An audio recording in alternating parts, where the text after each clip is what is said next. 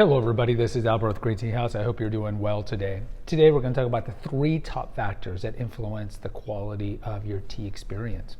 Now before we begin, if you haven't been to New Braunfels, Texas, we're in a little hamlet outside of it called Green, halfway between San Antonio and Austin. Come visit us, we'd like to meet you. Also, subscribe if you haven't done so already so these episodes come fresh to you and post a comment.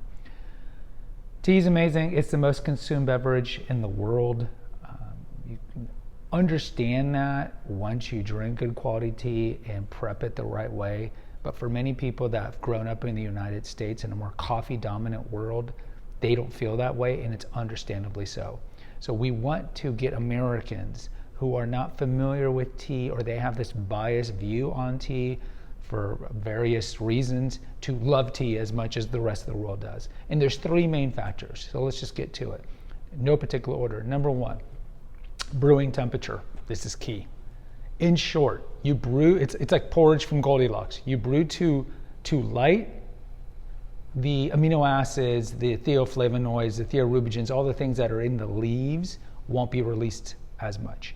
If you brew it too hot, you can get bitterness, especially in the lighter categories of the 6 categories that come from the tea plant. So you got to do it just right.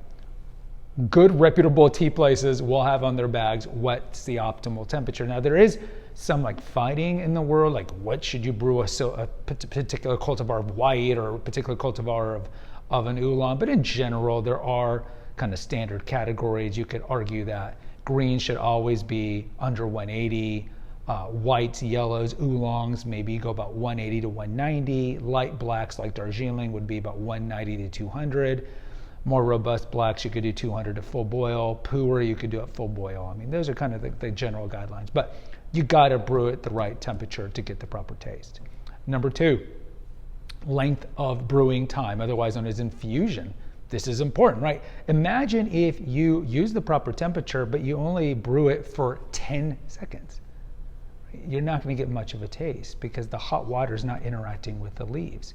So again, it's got to be the right time. And there is somewhat controversy in the tea world, what is the right time? But in general, I think that we have an episode here, like what's the difference between soft brewing versus hard brewing? Soft brewing, you typically go lighter in temperature and shorter in brewing time. Hard temperature or hard brewing, you go higher in temperature, longer in brewing time. But in general, I would say most people would say green tea, don't do more than 3 minutes.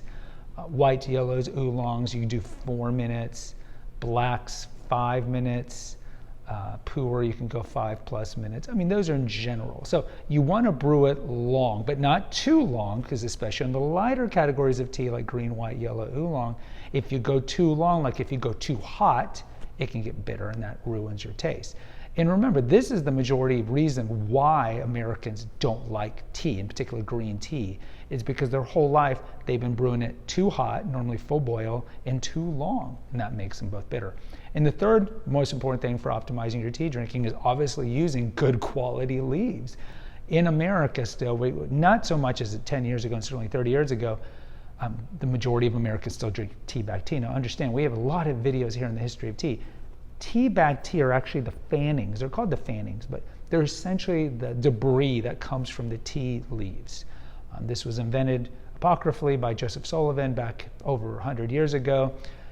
And tea companies love you buying tea bag tea because they don't have to use actual loose leaf tea. So you want to use loose leaf tea. Loose leaf tea is better quality than the sawdust of anything. It makes sense. So you want to use loose leaf tea, and even if it's not like a good cultivar of a gunpowder green or an iron goddess of mercy oolong, it's still going to be infinitely better than tea bag tea. So please use loose leaf tea. The other ancillary benefit of loose leaf tea is you're getting more of the health benefits, and the other ancillary benefit is you can reuse those leaves. So in closing, the 3 things: use loose leaf tea, do the proper temperature, and do the proper brewing time. Guys, post in the comments. I'd love to hear from you. Until next time, take care and God bless.